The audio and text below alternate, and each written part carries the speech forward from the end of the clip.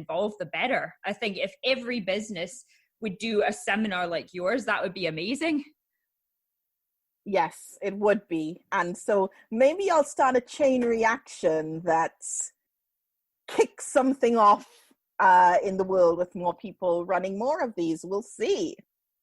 Well, that all sounds great. So before we end off today, Dana, I ask everybody that comes on the podcast the same question. You might have a few things, you might have one that sticks out in your mind, but I would love to know what is one thing that you wish you knew before you started out in business, or you know, in other words, what's something that you learned the hard way?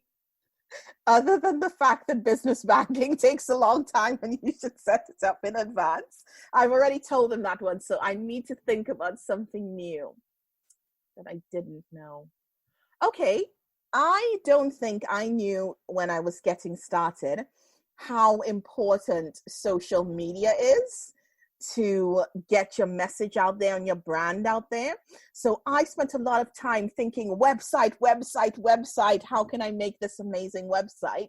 But when you think about your website versus your social media, I think the chances of people encountering you are much higher from social media than they are from your actual website. And in fact, lots of the opportunities and collaborations I've had have come from social media more than from my website. So people go to the website as a secondary.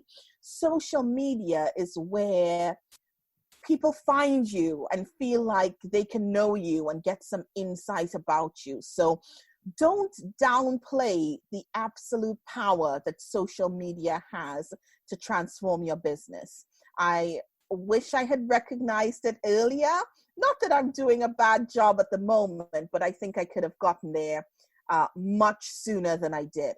So if you're starting off new in a business, yes, having a website is great, especially if you're trying to get people to buy something from you online, but don't neglect your social media. I think that's great advice. And I think you're right. I think it's easy to get caught up in the website game.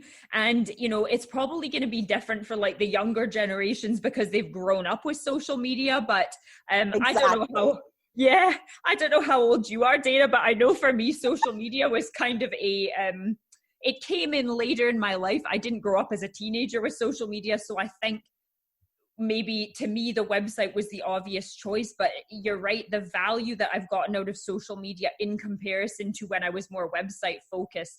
Yes, I would say I also learned that the hard way. Agreed. And so you're realizing that we're in the same category for age, because exactly, I'm sure that if I was maybe a bit younger, cooler, and trendier, I would have realized the importance of social media a lot earlier than I did. But you know what? You live and you learn.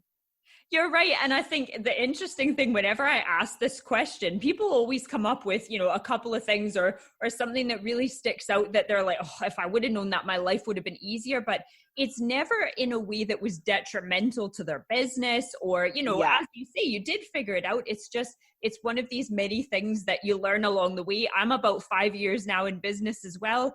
So in a similar kind of place as you, in terms of, you know, I've learned a lot. And I'm still learning every day as it goes. But yeah, some things I think we just have to learn the hard way. Yes. Also, guys, open your business bank account before you start soliciting clients.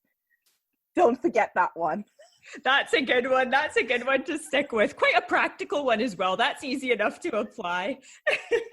Well, thank you so much, Dana. So I will put the link to Dana's web session on diversity and inclusion so that you can book yourself in for one of those 4 session times, whatever works best for you.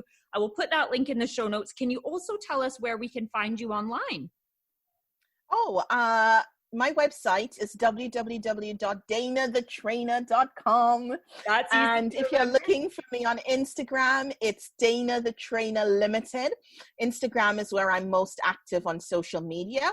If it's Twitter, it's just Dana the Trainer, because they don't give me enough characters to put the limited in on the end. So it's just the Dana the Trainer for Twitter. Guys, I hate Facebook. Don't even try it. I have a Facebook, but I mean, there are cobwebs growing there. I haven't been on there in ages and ages. It's just not my thing. So let's stick to the Twitter and to the Instagram. Got it. So I will put Dana's Twitter, Instagram, website, and the Eventbrite links into the show notes for you. But in the meantime, thank you so much for this, Dana. This is great. I'm super excited for your web session. I think that's going to be a massive help to me, and I'm really looking forward to it.